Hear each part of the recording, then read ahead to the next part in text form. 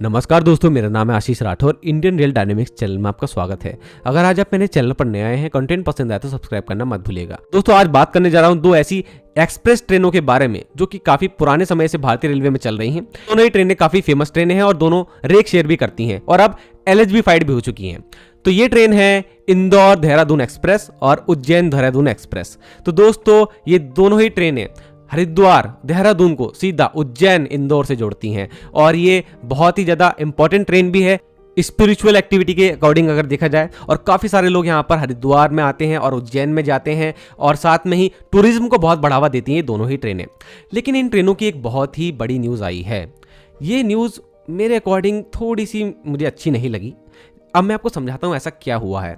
देखिए, train number 14309 जो कि लक्ष्मीबाई नगर से देहरादून की तरफ आती है, उज्जैनी एक्सप्रेस, और ट्रेन नंबर 14317 जो कि इंदौर देहरादून एक्सप्रेस है।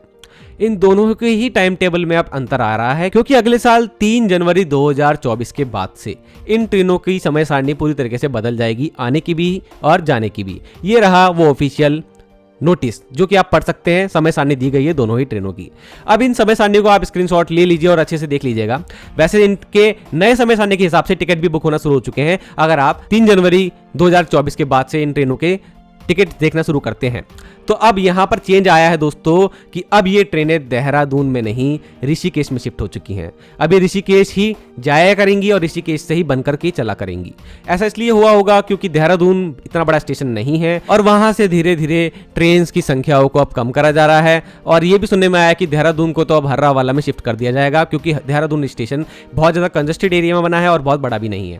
लेकिन ये सब तो बात की बातें हैं। अब ऋषिकेश पे फोकस करते हैं। देखिए, ये ऋषिकेश के नॉर्मल वाले रेलवे स्टेशन जो पुराना था उसमें नहीं, YNRK की तरफ जाने वाली हैं। तो योगनगरी ऋषिकेश रेलवे स्टेशन जो कि बहुत बड़ा है, आपने नहीं देखा तो देख लीजिए, मैंने पूरा रिव्यू दिया हुआ है कितना बढ़िया रेलवे स्टेशन है और चारधाम रेलवे यात्रा के लिए बहुत ज्यादा जरूरी भी है। तो यहाँ पर इन ट्रेनों को शिफ्ट किया गया है।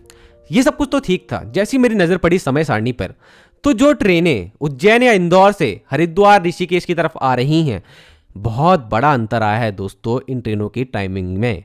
और ये टाइमिंग बहुत ज़्यादा दुख भी दे रही है हमारे जैसे रेल फैंस को जो बचपन से इस ट्रेन में सफ़र करते आ रहे हैं, उस टाइम से जब ये मीटर गेज ट्रेन पे चला करती थी रेड कलर के डब्बों के साथ में।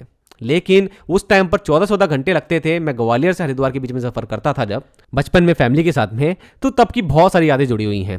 लेकिन अभी मैंने जब टाइमिंग देखी तो आप खुद देखिए, अब मैं आपको दिखाता हूं टाइमिंग में कितना अंतर आया है। तो देखिए, उज्जैन से हरिद्वार मैंने डाल दिया है, तो यहां पर 19 घंटे 45 मिनट अभी लग रहे हैं उज्जैन से हरिद्वार आने में।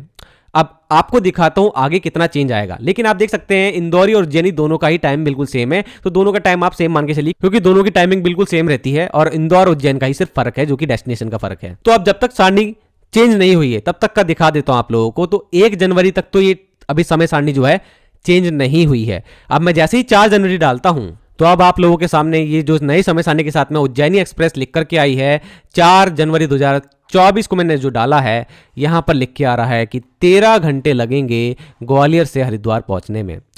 तो ये आप लोगों को समझ में आ गया कि कितना ज्यादा बड़ा अंतर आ गया है। अभी तक यहां पर जो 10 घंटे लगभग 25 मिनट लग रहे थे, अब वो 13 घंटे में बदल गए हैं। ये वो टाइम है जब ये ट्रेनें मीटर गेज पे चला करती थी और अब जाकर के 13 घंटे लगा करेंगे। तो आज के टाइम पर जो रेलवे ट्रेन की स्पीड बढ़ाने की कोशिश कर रहा है, यहां पर तो बिल्कुल उल्टा ही हो गया। ये ट्रेन सर्विस बिल्कुल खराब सी हो गई है अगर उज्जैन से हम वापस आ रहे हैं हरिद्वार या ऋषिकेश की तरफ। और यही कुछ हुआ है हमारी इंदौरी एक्सप्रेस के साथ में भी। देख सकते हैं आप, यहां पर भी उतना ही समय लिख के आ रहा है और इससे ट्रेन सर्विस थोड़ी सी खराब सी भी हो गई है। अगर मैं ग्वालियर की बात करूं तो वहां पे उत्कल इनको ज्वाइन करती है इसी रूट पर, तो ऐसे में लोग उत्कल को ज़्यादा प्रेफर करेंगे और इस पर बहुत ज़्यादा प्रेशर बनेगा। अब मैं आपको दिखाता हूं कि अगर यहां से जब वापस जाते हैं YNRK से जानी शुरू करते हैं तो वहां पर कुछ फर्क आया है क्या। तो दोस्तों, मैंने चेक कर लिया है, यहां पर कोई फर्क नहीं दिख रहा है। इस टाइम पर 11 घंटे पहले लगते थे और 11 घंटे अभी भी लगते हैं।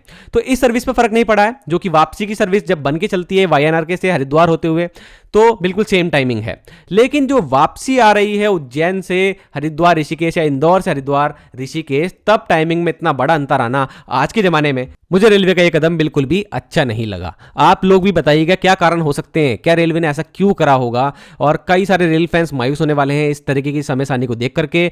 अब देखते हैं क्या होता है। रेलवे इस टाइम टेबल को आगे तक कंटिन्यू रखता है जब ये लागू होगा, और या तो फिर अगर इसके ऊपर प्रेशर आता है कि ये चेंज करा जाए, कोई पॉलिटिकल प्रेशर ही आएगा तभी ऐसा हो सकता है, नहीं तो इनकी टाइमिंग ऐसी ही खराब हो जाएगी। तो आप जरूर बताना कमेंट सेक्शन में क्या कारण हो सकते हैं और आप लोगों को क्या बुरा लगा कि नहीं, आपकी कोई मेमोरीज जुड़ी है इन ट्रेनों के साथ में, वो भी बताइएगा। तो आज के लिए इतना ही। वंदे मातरम, भारत माता की जय।